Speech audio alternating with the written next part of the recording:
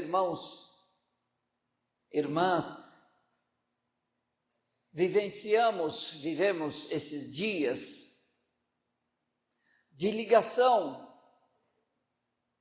que houve na época do profeta Muhammad sallallahu alaihi wasallam, no mês de Rajab. Não é certo, porém há várias narrativas, textos que falam que o profeta Muhammad sallallahu alaihi wasallam, no mês de Rajab,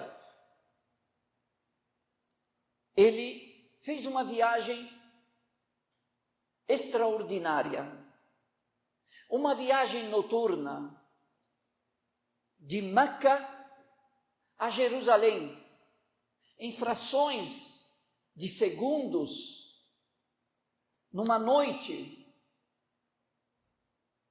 e de lá ascendeu ao céu, subiu aos céus. Sabemos que o profeta Muhammad sallallahu alaihi wasallam, ele recebia a revelação de Deus através do anjo Gabriel, através do Espírito Santo, o anjo Gabriel, que vinha de Deus até o profeta Muhammad sallallahu alaihi wasallam e trazia para ele as informações do Alcorão, do Coran, e ele passava para nós essas informações. Porém, nessa noite extraordinária, em comum, houve algo inusitado, algo diferente. Em vez de Deus revelar ao profeta Muhammad sallallahu alaihi wasallam dos céus para a terra, Deus convoca o seu mensageiro para subir ao céu, para lhe dar a revelação diretamente, para lhe dar uma ordem das maiores ordens que o muçulmano tem em sua vida, das maiores ordens do Alcorão Sagrado. Numa fração de segundos de uma noite, acontece tudo isso. Capaz de alguém falar, meu Deus, acontece isso? Acontece muito mais do que isso. Acontece dentro da sua imaginação coisas que nunca aconteceram, não acontecem e nunca acontecerão. E você as imagina e sente dor por elas, por essas imaginações, mesmo elas não tendo ocorrido. Então, há muito mais coisas de que são possíveis do que você imagine, ou você imagina. Allah subhanahu wa ta'ala diz no Alcorão, Subhanalladhi asra bi'abdihi layla min al-masjid al-haram ila al-masjid al-aqsa alladhi barakna hawlah linuriyahu min ayatina innahu huwa as-sami'ul basir.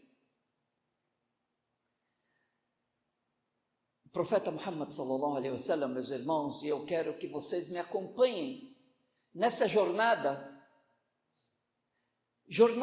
física e espiritual do profeta Muhammad sallallahu alaihi wasallam, para vocês verem o quanto nós temos de riqueza, de tesouro nessa religião, nas palavras de Deus no Alcorão. No 10º ano da revelação do Alcorão, o profeta Muhammad sallallahu alaihi wasallam, ele recebeu a mensagem aos 40 anos e viveu mais 10 anos divulgando o Coran, divulgando a palavra de Deus, divulgando a unicidade de Deus, divulgando a adoração a um Deus único. E ele foi perseguido.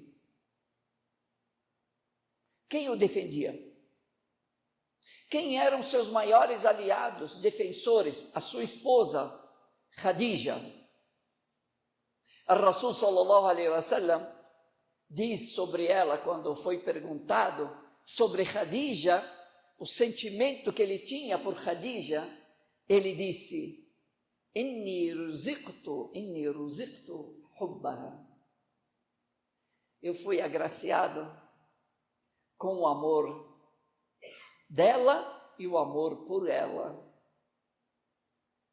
Esse era o tratamento do líder dos muçulmanos para as mulheres, para a sua esposa. Diferente do que se diz por aí, que os muçulmanos tratam mal as mulheres, está aqui o representante do Alcorão, o profeta Muhammad sallallahu alaihi wasallam, dando um bom exemplo e um bom trato às mulheres e mostrando que uma mulher, ao amar o seu marido, é uma grande riqueza para o homem e para a esposa. Porém, tinha também o seu tio paterno, que não era muçulmano. Khadija era muçulmana, Abu Talib não era muçulmano, e era seu tio paterno. E também defendia o profeta Muhammad sallallahu alaihi wasallam. E assim permaneceu durante 10 anos. E no 10º ano, os muçulmanos começam a crescer, e aqui morre Khadija e morre Abu Talib. As duas pessoas que eram os defensores do profeta Muhammad sallallahu alaihi wasallam, que impediam com que os incrédulos pudessem chegar ao profeta Muhammad sallallahu alaihi wasallam, fazer mal a ele, morreram. E isso teve um impacto muito grande na vida do profeta Muhammad sallallahu alaihi wasallam. Ele era profeta, o enviado de Deus, mas era um ser humano, tinha sentimentos. E aqui ele sofre um golpe muito grande de tristeza, porém ele continua confiante em Deus. De tão triste que foram esses fatos, esses eventos, esse ano se tornou, as pessoas chamavam esse ano no qual essas duas pessoas faleceram, o ano da tristeza, Amul Huzn, o ano da tristeza. E aqui houveram muitas coisas. O profeta Muhammad sallallahu alaihi wasallam diz, ele fala sobre si e a sua relação com Quraysh, com os incrédulos, e ele diz: ma nalat minni Qurayshan su'a illa ba'da ma mata Abu Talib. Quraysh, os incrédulos, nunca tinham tocado em mim, nunca tinham feito coisas grandes, eles eram contrários a mim, me boicotavam, mas nada severo, nada de agressão, nada tão violento, a não ser depois que o meu tio Abu Talib faleceu. Se coloque você no lugar do profeta Muhammad sallallahu alaihi wasallam. Imagine esse impacto, essa tristeza. Porém, em momento algum, o profeta Muhammad sallallahu alaihi wasallam perdeu a sua esperança e a sua paciência. Nunca. Sempre continuou confiante em Deus. Continuou perseverante, divulgando a palavra, mas uma tristeza dentro do seu coração, meus irmãos. Imagine você, qualquer coisa que acontece com a gente se dói, passa noites tristes, com insônia. Imagine, o profeta está preocupado não só consigo, mas com essa mensagem. Como que eu vou divulgar essa mensagem ao Alcorão Sagrado? E aqui, Deus, e aí aconteceram vários fatos que desagradaram o profeta e decepcionaram o profeta Muhammad sallallahu alaihi wasallam das pessoas. Muitas pessoas começaram a hostilizar os muçulmanos, e o profeta Muhammad sallallahu alaihi wasallam, vendo esses momentos tristes, se volta a Deus e se abre com Deus e diz: Ya Allah, ó Senhor, se o Senhor não estiver zangado comigo, nada disso me afetará. O mais importante é que o Senhor esteja agraciado comigo, que o Senhor esteja contente comigo. Algumas pessoas de nós, quando acontece alguma coisa errada, o que ela diz? Ou triste? Por que Deus fez isso comigo? Não, meu irmão, não diga isso, porque Deus fez isso com você, mas veja o que você fez e o que você está fazendo, ou de errado. E se você estiver fazendo coisas certas, saiba que isso é um teste de Deus para testar a sua paciência, a sua fé e para te elevar de nível de fé. Nunca perca a esperança em Deus.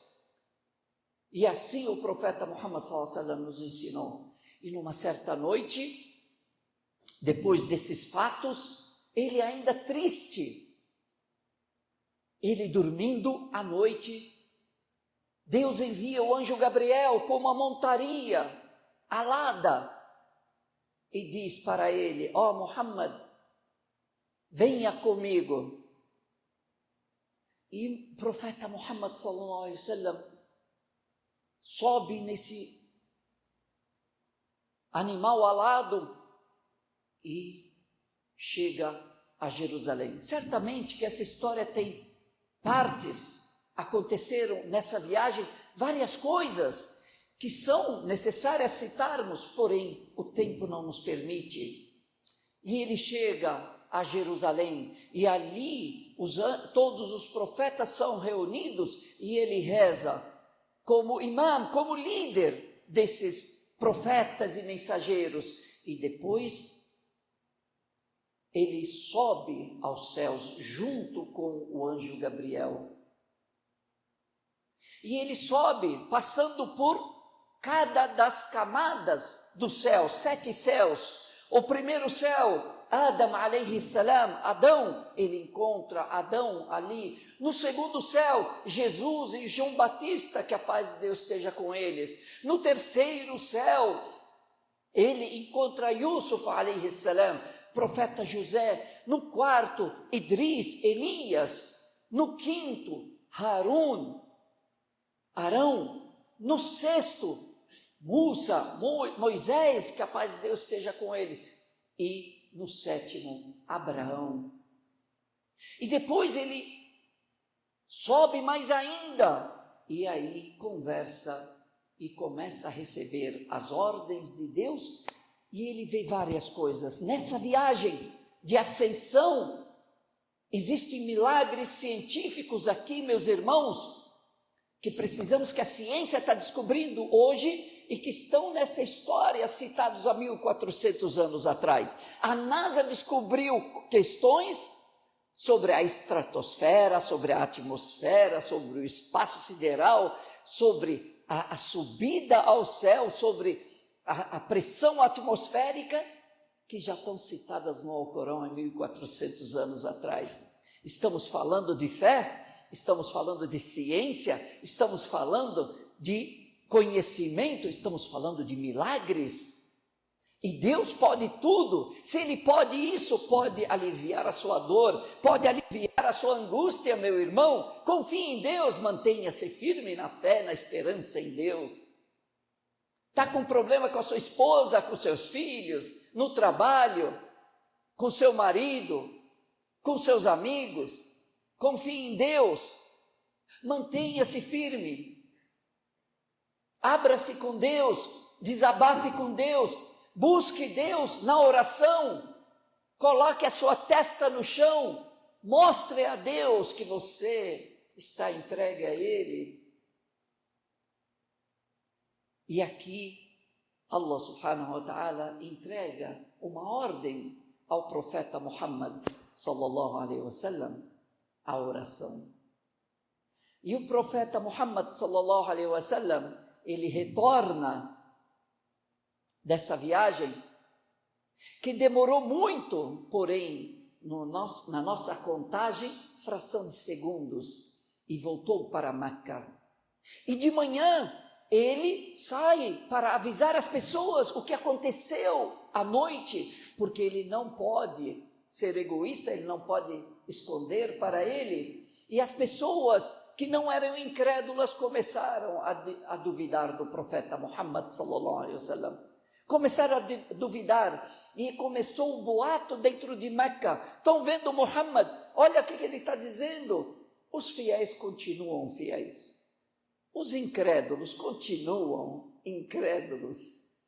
Porém, esses incrédulos querendo desacreditar o profeta Muhammad sallallahu alaihi wasallam. Quantas vezes, meu irmão, você estava falando a verdade, tinha razão, e algumas pessoas desacreditaram você, falaram mal de você? Quantas vezes na nossa vida tentaram te rotular como mentiroso, como uma pessoa que não é de confiança, uma pessoa que não é verdadeira? É o que acontece com os nossos irmãos na Palestina, meus irmãos. Existem muitos incrédulos, injustos, que vê a realidade, vê a justiça clara, nítida, mas a acusa de falsa. Vê a injustiça sendo cometida contra os palestinos e ainda os acusa de terroristas, os acusa de injustos, os acusa deles serem os agressores. Quantas vezes? Qual é a saída? Confie em Deus. Assim como Deus aliviou a dor do profeta Muhammad sallallahu alaihi wasallam, confortou o coração do profeta Muhammad sallallahu alaihi wasallam, Deus vai te confortar também e vai confortar os nossos irmãos na Palestina, e nossos irmãos no Sudão, os nossos irmãos na África, os nossos irmãos na Ásia, os nossos irmãos aqui no Brasil, de todas as injustiças. Deus confortará e trará justiça mais cedo ou mais tarde para todos nós, meus irmãos. E nesse dia os fiéis serão felizes, se contentarão. Não perca a esperança, meu irmão. E aqui, os incrédulos foram até Abu Bakr as-Siddiq, correram até ele para dizer para ele: olha, o teu amigo Muhammad, olha o que ele está dizendo. Ele diz que fez uma viagem noturna, que precisa de dias, de Meca para Jerusalém, e subiu aos céus, voltou na mesma noite, em fração de segundos. Abu Bakr. E aqui é importante, meus irmãos, você saber quem são as pessoas que estão do teu lado, quem são seus amigos, e como é que é você como amigo. Você é uma pessoa fiel ou não é? Você tem amigos fiéis ou não? Na hora que você precisar que alguém coloque a mão no fogo por você, você tem? Você tem irmãos fiéis, fidedignos, de confiança? Meu irmão, essas são as riquezas da vida. Uma família abençoada, amigos abençoados com quem você convive e pode contar com eles, pode confiar neles. O teu amigo que está do teu lado, que come na tua casa, que vive com você, que joga baralho, que sai nas baladas, que vai na mesquita, qual é o tipo de amigo que você tem? Esse amigo que você conta ele como amigo, ele é verdadeiro com você? Ele vai te defender? Ele vai acreditar na tua palavra? Que tipo de amigo você tem ao seu redor? Vejam o tipo de amigo verdadeiro e exemplo que nós devemos ter. Abu Bakr as-Siddiq, um grande amigo do profeta Muhammad sallallahu alaihi wasallam, e o primeiro homem a se tornar muçulmano, quando chegaram com essa informação para ele e disseram: Abu Bakr, teu amigo Muhammad está dizendo que fez isso uma viagem de dias, subiu ao céu, voltou, retornou para Meca em fração de segundos numa noite. E aqui eles estavam tranquilos, porque certamente na cabeça deles, ele não acreditaria, desmentiria o profeta Muhammad sallallahu alaihi wasallam. Porém, aqui vem o verdadeiro amigo e diz para eles, ele disse isso? Ele pergunta, de fato ele disse isso? E eles disseram, sim, ele disse isso, esperando que ele negue até a amizade com o profeta Muhammad sallallahu alaihi wasallam. Então, esse grande amigo diz, então se ele disse, ele foi verdadeiro, não mentiu. Se ele disse, então é verdade, pois eu acredito em algo muito maior do que isso. Eu acredito que Deus, sobre 7 céus, fala com ele diretamente. Não acreditaria em algo menor que isso? E aqui ele passa a ter o apelido de As-Siddiq, aquele que confirma. Esse é o tipo de amigo que nós devemos ter, meus irmãos. Peço a Deus que todos nós tenhamos fé em Deus, esperança, paciência e pessoas ao nosso redor que nos ajudem a crescer, a sermos verdadeiros e melhores. Aqulu qawli hada wa astaghfirullah.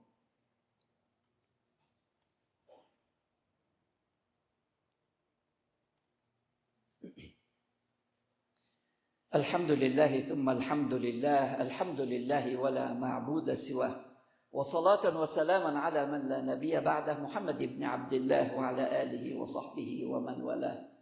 Profeta Muhammad sallallahu alaihi wasallam, quando Fátima, sua filha, viu o povo de Quraysh jogando coisas, sujeira em cima do profeta Muhammad sallallahu alaihi wasallam, ela veio e começou a limpar. Essa que é uma filha virtuosa, tentando confortar o profeta Muhammad sallallahu alaihi wasallam e amenizar a sua dor. Então o profeta Muhammad sallallahu alaihi wasallam, querendo tranquilizá-la, tranquilizar a sua filha, disse para ela: ó Fátima, inna Allaha mani'u abaki minhum. Deus vai proteger o seu pai do mal deles. Vejam a palavra de um líder tranquilizando as pessoas ao seu redor. Essa é a confiança em Deus. É isso que nós devemos ter, meus irmãos. Queridos irmãos, queria chamar a atenção de todos. Nós estamos no mês de Rajab, que é esse mês no qual se fala, não se tem certeza, porém, há uma versão de que essa viagem noturna aconteceu nesse mês. Essa mesquita, do jeito que vocês estão vendo, alhamdulillah, é sempre cheia. Todos estão vindo, a mesquita limpa. Nós precisamos investir nessa mesquita. É a nossa casa, é a casa de Deus. Todos são bem-vindos. É a casa dos fiéis, é a que acolhe todos. Essa é uma instituição que nos representa. E nós precisamos cuidar dela, da limpeza, da manutenção. E uma das questões que precisamos, e a diretoria está investindo, é para a compra de novos ar-condicionados. Então, estão fazendo uma campanha de doação para que seja feita essa compra de ar-condicionados, para que vocês possam, seus filhos, seus familiares, toda a comunidade possa ter conforto, mais conforto na mesquita e ter mais tranquilidade e poder rezar com mais concentração e estarem mais adequados e recebê-los da melhor forma possível. Então, por gentileza, quem puder colaborar, não hesite, não importa quanto que você der, o importante é que você tenha participado desse projeto. Não existe limite máximo nem mínimo. O que você puder, o que você tiver condições, faça. você está fazendo para Deus e para os muçulmanos e para o Islã. Pode falar com o nosso irmão Mustafa Adham ou os responsáveis pela mesquita. Barakallahu fikum.